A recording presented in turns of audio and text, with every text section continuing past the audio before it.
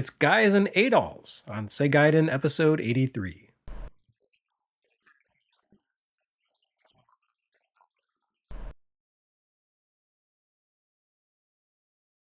Are they simply time cops but with better gear? Only their mother knows for sure. It's Time Soldiers. We haven't made it out of the dregs just yet. If Lord of the Sword was the worst platform action game on Master System so far, and ALF was the worst adventure game, well, here's the hat trick of garbage fires. Time Soldiers is a shockingly awful top-down shooter in the Ikari Warriors vein. One so badly realized, in fact, that it makes you pine for Ikari Warriors, the NES one. That's a sentiment that no one realized a human being could actually experience. But no, Time Soldiers comes to us from Alpha Denshi, and it redefines the low bar of acceptability for this era of video games. Alpha Denshi would of course become besties with SNK during the Neo Geo era, so maybe the Ikari Warriors similarities were inevitable. Like that game, Time Soldiers takes the form of a cooperative shooter where two lumpy-looking guys with oversized weapons wander slowly up the screen, shooting everything in sight and dying at the slightest touch of anything even slightly dangerous looking. Alpha Denshi did attempt to add some novelty here in a couple of ways. First, sometimes your lumpy guys walk horizontally across the battlefield instead of vertically. Yes, the scrolling sometimes shifts to a left-to-right direction. Revolutionary. The other novelty comes in the form of the time travel theme. The action in Time Soldiers takes place across a handful of different eras of history, where your mission is to leap through time and destroy everything in sight.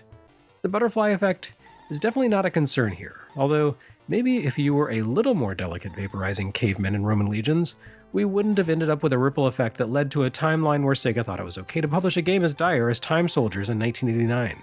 Now, it's not that Time Soldiers is fundamentally a bad game or anything. As always, running around blowing things up with a friend is a simple formula that makes for good times.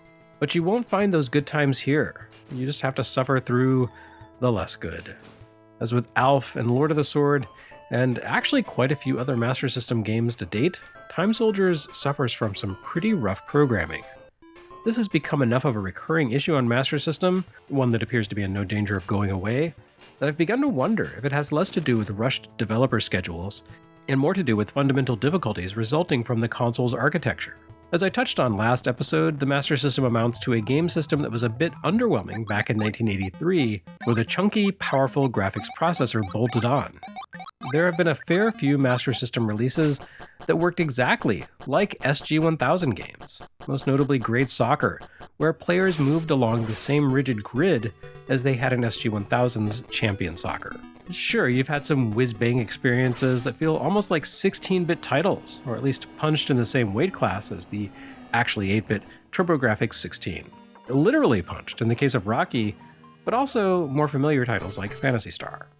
Those games were exceptional, not just in the qualitative sense, but also in the sense that they were literally exceptions to the general standards of Master System.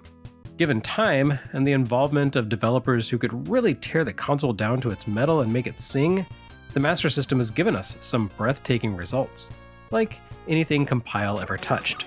But when Master System fails, it tends to fail in the same way that Time Soldiers fails, where good ideas just don't translate into good gameplay. With Time Soldiers, you have an arcade game with some pretty solid vibes turning into a cartridge with entirely bad vibes. The big ideas of the Time Soldiers co-op arcade game don't translate into Master System form with any grace. Look at the horrid time period transitions. But neither do the little ideas. Check out the wretched, clumsy shooting. The player characters hold their guns in one hand, making their attacks off-center, like you saw in, yes, Ikari Warriors. But somehow it feels unbelievably imprecise here. Learning to target enemies accurately requires some system-level brain rewriting. And frankly, this game just isn't worth reflashing your mental firmware so that you can play a game so ugly, slow, sloppy, and generally unappealing. The shooting is bad, the alt weapons are bad, the bosses like to pin one character in place and shred their stock of remaining lives as punishment for daring to play solo. It's just an unhappy experience all around.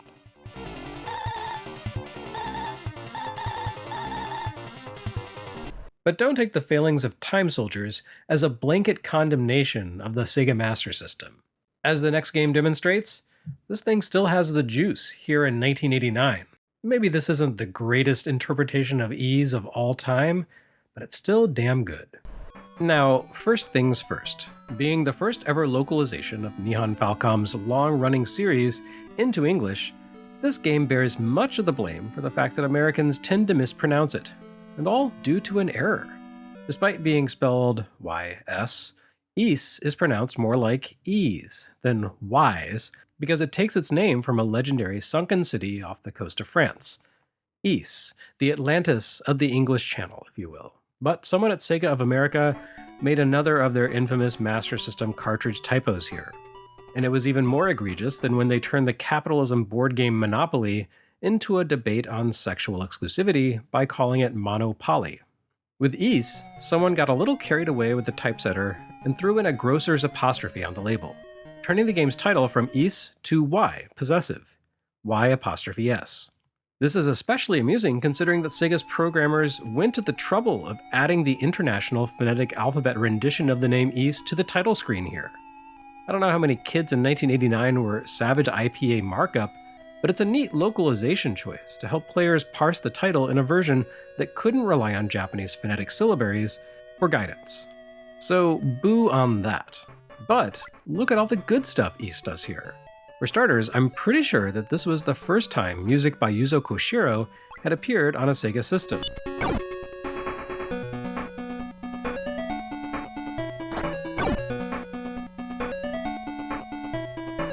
Now, Koshiro didn't handle the sound programming on this conversion of the game, but he had composed the tunes in the original 1987 PC release, and Sega's in-house team, including Yuzuho Takeuchi and Tokufuko Uwabo, did a damn good job of reworking it for both PSG and FM sound.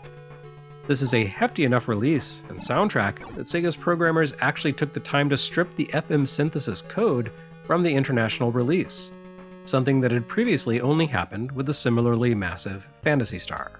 That's the Master System paradox. When the music sounds lousy in emulation, it's because the game is so damn juicy. Actually, I think this may be the first appearance of any of Koshiro's music in an American release of any kind.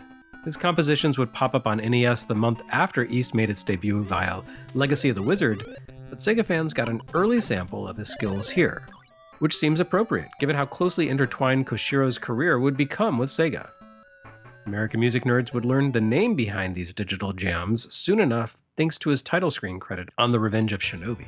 Anyway, music is hardly the only way in which Ys one-upped the NES library. Sega shipped this in March 1989, a full 3 months before Hydlite arrived on NES in America. Now let's be honest here, Ys is the game TNE Soft wanted Hydlite to be. Hydlite had to stumble drunkenly off a steep cliff to its death so that Ys could run. There's no question here that Falcom designed Ys by looking at Hydlite and saying, what if we did this, but it were good and fun and fast and not completely impenetrable? Ys is Hydlite with 3 years of game design evolution under its belt. Hydlite by way of The Legend of Zelda.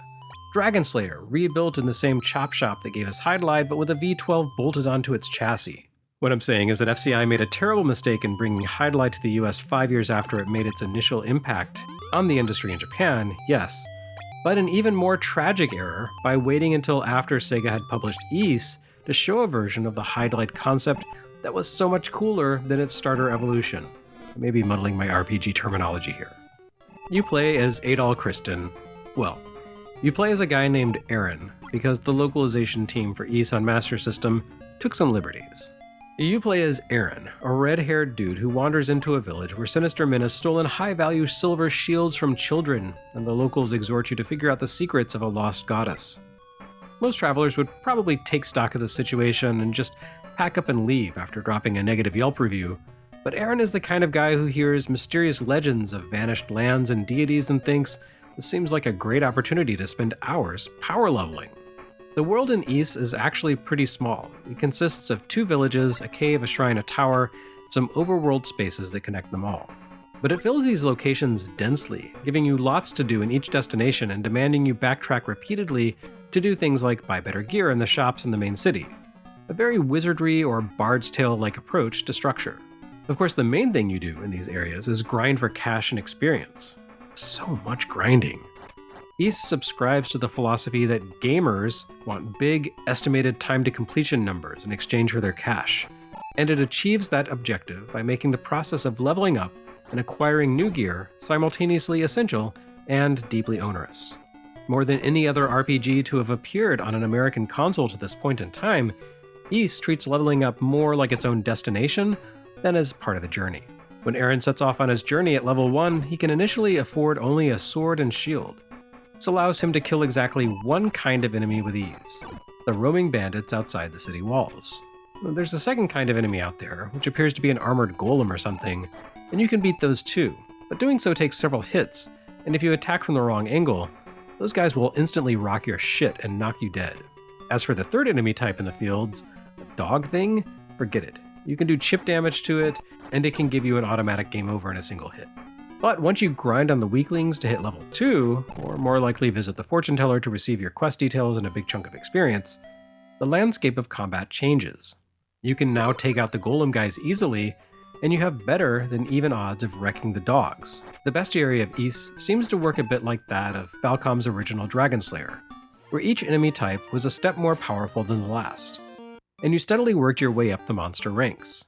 Combat progress in Ys works pretty simply. You enter a new zone, get your ass handed to you by the creatures there, grind up to a new level and buy some new gear, and suddenly you can breeze right along, until you meet the next enemy tier. Or a boss, which won't even take damage until you reach a certain level of power. Playing Ys really consists of long stretches of time in which you pound on whichever enemy you can currently beat with minimal friction, while still yielding the best cash and experience rewards, repeatedly, until you bump up to the next level and make some small degree of progress before hitting another wall that forces you to grind. It's not the most varied gameplay loop. The saving grace of Ys comes from its speed. Yes, the gameplay quickly becomes repetitive and grindy, and there's not much real estate in which to do all of that grinding. But Adol, or Aaron, moves quickly, and combat requires almost zero mental exertion. I mentioned Hydlide earlier, and Ys hinges on the same low-involvement bump combat. Although this calls to mind Hydlide, Falcom did have a body of their own existing work to draw on, in the form of the original Dragon Slayer, which used a similar system. Although, obviously Falcom didn't invent that, because Rogue had already been around for several years by the time Dragon Slayer debuted. It's a rich legacy is what I'm saying. You fight enemies by smashing into them with Aaron's business end. You don't need to press the attack button, or worry about timed hits or anything. Just plow into a bad guy and let nature, by which I mean math, take its course. If you run into a monster while possessing sufficiently high stats and gear, you'll hurt them and blunt or repel their counterattack. But if you haven't spent enough time gathering experience and spending money on weapons, Aaron will take damage instead. And since Falcom didn't believe in mercy invincibility here, running into the wrong bad guy can take Aaron from full health to dead in a split second. Happily, Ys lets you save your progress anywhere with a battery-backed cartridge, and it has near instant load times. So if you die, big deal. You should be saving every few minutes, so a screw-up results in very little inconvenience. Because the action moves so quickly and requires no real finesse to combat, it takes little time to catch up with the experience and gold you lose in death. It's kind of funny. Most people probably associate Ys with NEC's Turbo CD, since the peripheral shipped in the US with Ys Book 1 and 2 as a pack-in. Meanwhile, Phantasy Star is definitely the role-playing game that people treat as synonymous with Sega. But to me, Ys seems like the perfect distillation of the Sega arcade ethos in a console RPG form. Fast-paced, challenging, fat-free, and a bit repetitive, but not necessarily in a bad way. Of course, Sega didn't design Ys, and it wasn't originally a console RPG. But even so, despite the fact that better-looking and even faster-moving interpretations of Ys would arrive before too long, there's some real synergy to this version of the game on this console. It all works so well that you can even forgive the psychic damage inflicted on the American public by that label typo. I'm sure it will come as no surprise to learn that Time Soldiers received a featureth in Sega Challenge, while Ys received Bupkis. Isn't that always the way?